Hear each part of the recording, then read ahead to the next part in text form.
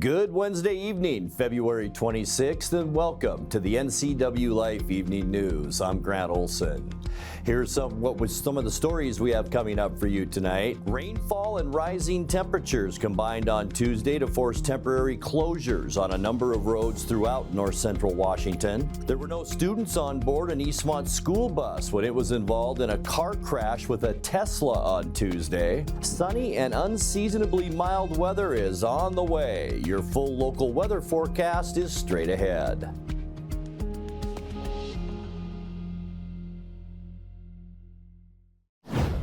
A midweek showing of Captain America: Brave New World on Tuesday was interrupted when the ceiling collapsed in the main auditorium of the historic Liberty Cinemas.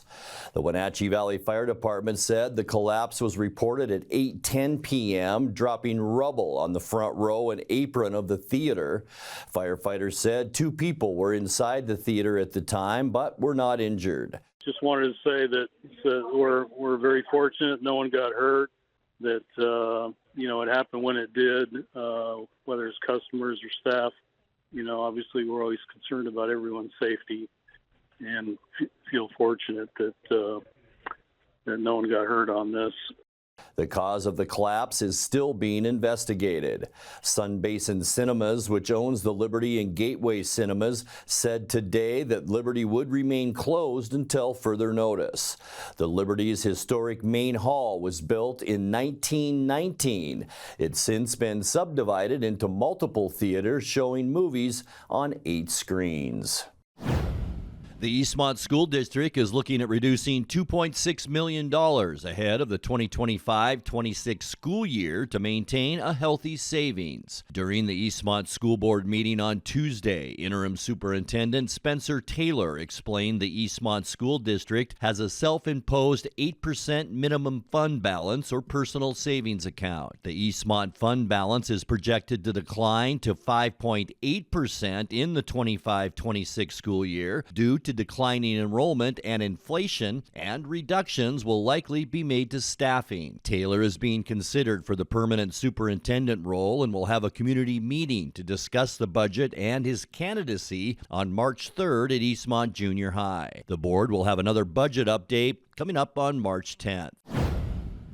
Rainfall and rising temperatures combined on Tuesday to force temporary road closures on a number of roads throughout north central Washington. About 2:30, runoff formed a pool near the corner of Highway 97A and Howard Flats Road outside Chelan and forced a closure of the intersection that wasn't lifted until this morning. South Ford Street in nearby Manson was ordered closed at 3 p.m. as its intersection with Totem Pole Road after water and mud covered the roadway. That cleanup continued today, and Chelan County's Public Works Office said parts of Ford Street have been undermined and will need repair. Meanwhile, in Douglas County, east of Moses Coulee, gravel sections, Road 6 Northeast and Road 1 Southeast were closed due to washouts, and Coulee Meadows Road east of Palisades was closed overnight for the same reasons.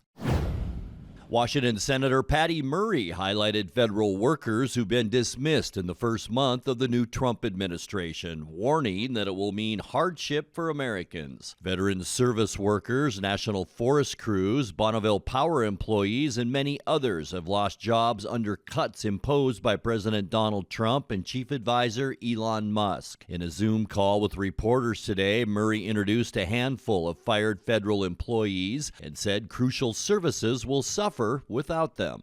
These mass layoffs have nothing to do with government efficiency. In fact, they will do the exact opposite. Trump and Musk's reckless firing spree means veterans waiting longer to get their disability claims approved, slower review of new drugs and medical devices, slower response to natural disasters, fewer people who keep our skies safe for the flying public, and the list goes on. President Trump and Elon Musk may not actually care who they fire, what these workers do, and what pain and danger it will mean for our families, but I do. When we come back, there were no students on board an Eastmont school bus when it was involved in a car crash with a Tesla on Tuesday. A crucial vote on the nation's budget broke along party lines yesterday in the U.S. House of Representatives. And one of north central Washington's best-known parks lost several trees this week to sudden gusts of wind. I'm Grant Olson, and you're watching the NCWLIFE Evening News. What are the best words you can hear tonight? Order ready for Susan? And if you hear those words at Abby's, you know it's going to be a legendary meal. Your pizza is loaded with toppings to the edge, premium ingredients, and real cheese. Yeah, baby. Gather with friends, play some video games, and watch the big game on TV. That's made Abby's a legendary pizza tradition for generations. And when you're ready to hear those magic words, Tom, your order's ready. you know where to go. You're always welcome at Abby's. A ductless unit from Carrier can keep anyone comfortable. Take Shelly, for instance. She finds me time in her new attic-turned-home gym. And with her Carrier ductless unit, the temperature is always perfect. No matter how intense her workout gets. Carrier. Total comfort, totally happy. Turn to the experts, Carrier and Alpine Air. Heat and air, call Alpine Air.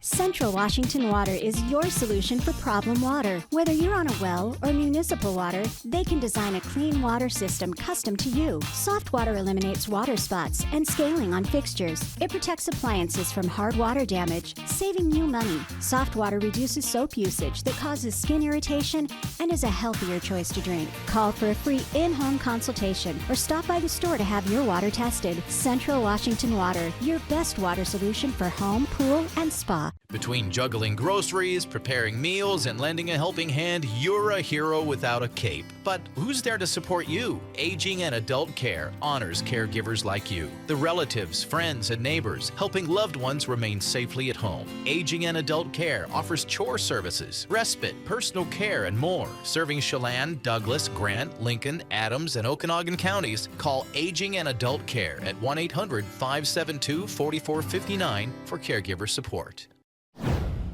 There were no students on board an Eastmont school bus when it was involved in a car crash with a Tesla on Tuesday. The crash occurred at the intersection of Eastmont Avenue and 5th Street Northeast at about 2:20 p.m. East Wenatchee Police Chief Rick Johnson told NCWLIFE News the Tesla struck the bus in its front axle, but was unsure which vehicle caused the crash. Johnson said the Tesla had extensive damage and was towed from the scene of the accident, and the two passengers of the car sustained minor injuries. The bus driver was not injured. A crucial vote on the nation's budget broke along party lines Tuesday in the U.S. House of Representatives. The count was 217 to 215 in favor of a Republican-led bill that cuts at least $1.5 trillion over a 10-year period, including an expected $800 billion reduction to Medicaid. 8th District Democrat Kim Schreier voted against the measure, but 4th District Republican Dan Newhouse joined the majority, saying it would, quote, rein in out-of-control spending at the federal level. Democrats in the Washington delegation had pressured Newhouse earlier this week to defect from the vote, with Senator Maria Cantwell releasing an analysis that shows 70% of children in the 4th District rely on Medicaid for health care. In the 8th District, which includes the Wenatchee Valley, the figure is 34% of people under 19 years old. One of north central Washington's best-known parks lost several trees this week to sudden wind bursts. Ohme Gardens County Park, just outside Wenatchee, says it's cleaning up after 15 trees were felled by high winds. Part of the work involves assessing the surviving trees to see if any more are at risk of toppling. The scenic botanical park has been closed for the winter season and won't reopen to the public until April 15th. It was established in 1929 and is now operated by Chelan County. The Douglas County Public Service Building in East Wenatchee will be closed tomorrow morning due to lack of water service. The building is undergoing an expansion project and must temporarily turn off the domestic water while work takes place on the fire suppression system. The building will be closed to both the public and staff until noon tomorrow. No other county offices will be affected by this temporary closure. Coming up next in tonight's feature story, we will hear from Chelan County Homeless Program Coordinator Madison Calloway on this year's point-in-time count. Sunshine this weekend with temperatures 5 to 10 degrees above normal. I'll have your full local weather forecast coming up. That and much more still to come tonight. Please stay with us. Between juggling groceries, preparing meals, and lending a helping hand, you're a hero without a cape. But who's there to support you? Aging and Adult Care honors caregivers like you, the relatives, friends, and neighbors, helping loved ones remain safely at home. Aging and Adult Care offers chore services, respite, personal care, and more. Serving Chelan, Douglas, Grant, Lincoln, Adams, and Okanagan counties, call Aging and Adult Care at 1-800-572-4459 for caregiver support. NCWLIFE Channel is your local TV station based right here in the Wenatchee Valley. Be sure to tune in for coverage of local sports. Once again, this spring we'll bring you Prep Boys soccer, baseball, and softball. In addition, we're adding Wenatchee Bighorn basketball in March, April, and May. It's all right here on the NCWLIFE Channel, our Facebook and YouTube pages, as well as our website at ncwlife.com.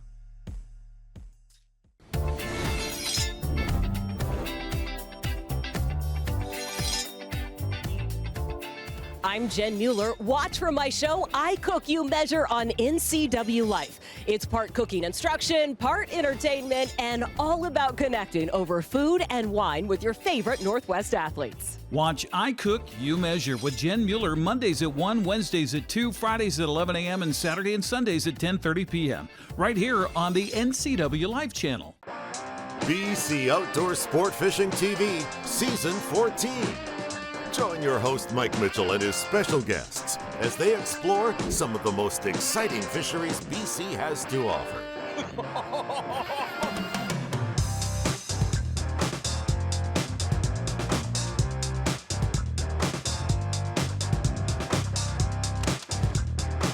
BC Outdoors Sport Fishing TV. Check your listings for airtimes. The homeless point-in-time count took place across the Wenatchee Valley on January 30th, with the results showing an increase in sheltered individuals and a decrease in those unsheltered.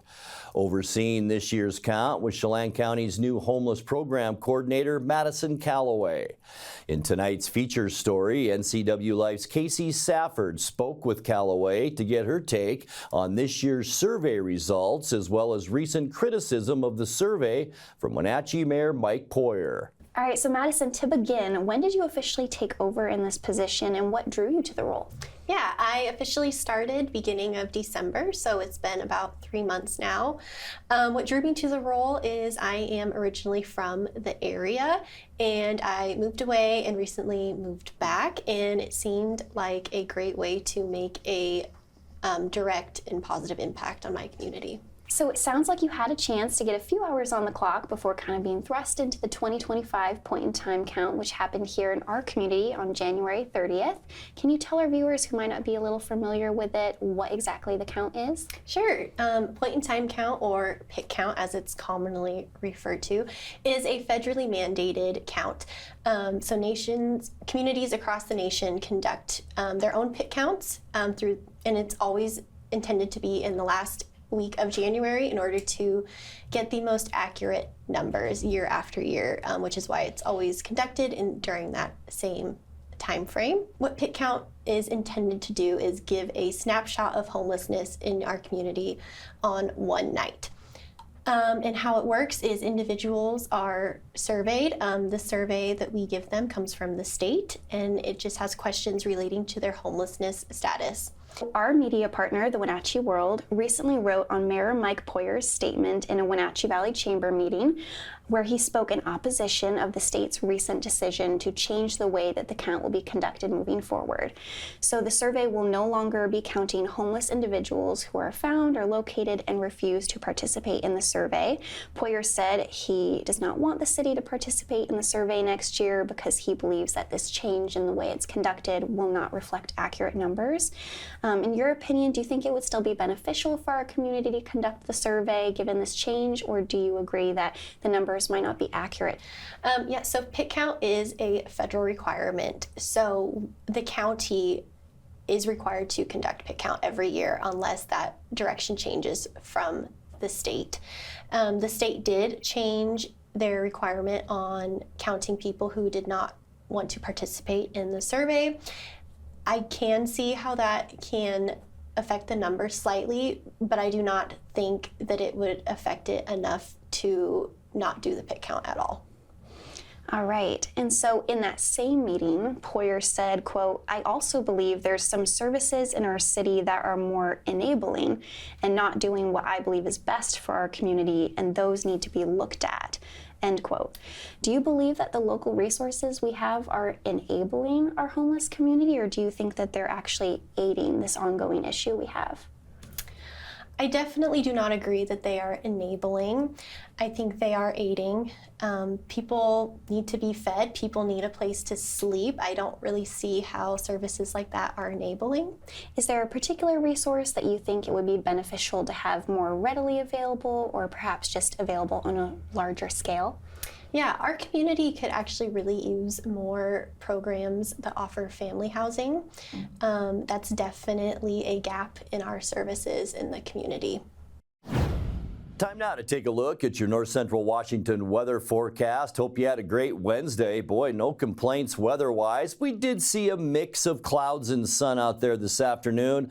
And as we look outside our weather window up at Lake Wenatchee today, mostly clouds up that way. And boy, a beautiful shot with the snow on the mountains around Kaler Glen Golf Course. And boy, with the warm weather we expect, that could be green in another week or maybe even 10 days. We're going to warm up. We'll talk about that right now. We might see some fog in the mornings as we make our way through the rest of this week and into the weekend, but it's going to stay dry with daytime highs warming into those 50s late in the week, through the weekend, and even in the first part of next week. That's right, the warmest temperatures, they're upon us that we've seen so far this winter, and I think most of us are like, bring them on. And we had a pretty nice day today, about where we should be. In fact, right where we should be. 46 unofficially our high temperature, and that is our normal for this time of year. Our record high, 60 degrees, and that was set in 1968. 32 this morning, a few degrees above our normal low of 29. Our record low, 5 degrees, and that was set in 1993. Sunrise this morning, 6:46, and the sun sets at 5:42. All right, taking a look at your Thursday temperatures, we're going to warm up a little bit tomorrow. Lower 50s, Moses Lake and Ephrata about 53, 51 in Quincy, 50 for Ellensburg, and then upper 40s. Wenatchee into Entiat and Chelan, 47 tomorrow up in Omak, mid to upper 40s for Lake Chelan, or Lake Wenatchee rather, Leavenworth, about 48 for you folks in Cashmere tomorrow afternoon. So just a little bit above normal, but we're going up from there. Tonight, mostly cloudy skies. We are seeing dual areas of high pressure that's pretty much keeping our weather stable. Here's the mostly cloudy part. Just some high clouds out there tonight and mild. Low temperatures tonight in the low 30s for Thursday. There's that second area of high pressure, and there is that ridge all the way up into British Columbia. Mostly sunny and warmer. Highs tomorrow near 50 degrees, as we just talked about. As we get into Friday, ending our work week, it looks beautiful. Sunshine all across Washington state. Just a wisp of high clouds in the northern part of Washington. Warmer for Friday with high temperatures in the low 50s. And then for the weekend, hello March on Saturday, and it is going to be just fantastic way to kick off a new month. Sunny and warmer. We're talking even low, maybe mid 50s for high temperatures as we get into the weekend. It's going to be fantastic. Big old area of high pressure out in the Pacific, and that's keeping all the storms at bay through Sunday. Mostly cloudy. There is an area of low pressure over in eastern Wyoming. That's actually throwing some clouds back our way for Sunday, but we're going to stay warm with highs in the low 50s for your Tuesday. And the end of our forecast, things look to stay nice as well. Partly cloudy skies on Monday rather, and mild with highs again in the low 50s. So again, we're not going to see a whole lot of change as we make our way through the weekend into early next week. Now our end of our forecast on Tuesday. You can see a lot going on in the Pacific, but as long as high pressure is still inland, we're going to stay pretty pretty nice. Partly cloudy skies on Tuesday with highs again in those low 50s. Here's your 7-day forecast now. 33 overnight tonight. Lots of sunshine Thursday right through Saturday. And we are warming up a couple of degrees every day till we get to Saturday when we top off at 53 degrees.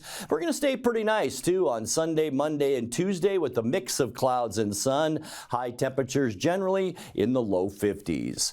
And that's a look at your North Central Washington weather forecast. Coming up next, tonight's sports report with Eric Granstrom and more as the NCWLIFE Evening News continues right after this.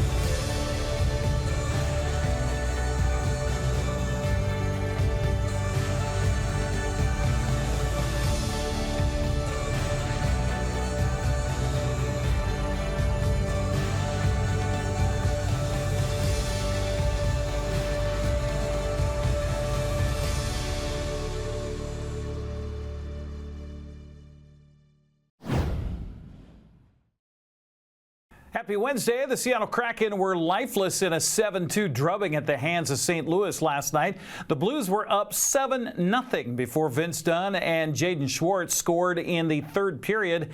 Afterwards, Brandon Montour and Coach Dan Bilesma said, well, they both said Seattle has to look no further than a mirror to see where the problems are. Again, awareness, being ready to play, but, you could look down at all the goals.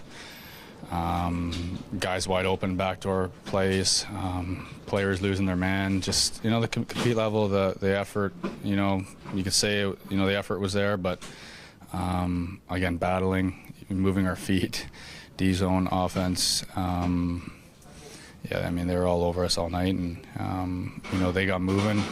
We were getting, stuck in an area, and they were finding guys backdoor, tough for both goalies to kind of get going and helping them in any way, but that's just a desperate, more desperate hockey team tonight. There's going to be no excuses from here, but we didn't have our legs, we weren't skating, we weren't and a lot of the compete and a lot of the battle comes down to whether you have your legs and whether you have your feet, and that wasn't there tonight. That not going to look at the schedule, not going to look at the break, and it wasn't there tonight. And they had it, and we didn't, and it was evident. Seattle returns home to face Vancouver Saturday night at 7 o'clock. That'll be on Kong TV. Well, the Mariners offense was once again in high gear as Seattle beat the Dodgers 11-5 yesterday. Mitch Garver hit his first homer of the spring, and Julio Rodriguez belted a 2-run double that gave Seattle a lead that they would never surrender.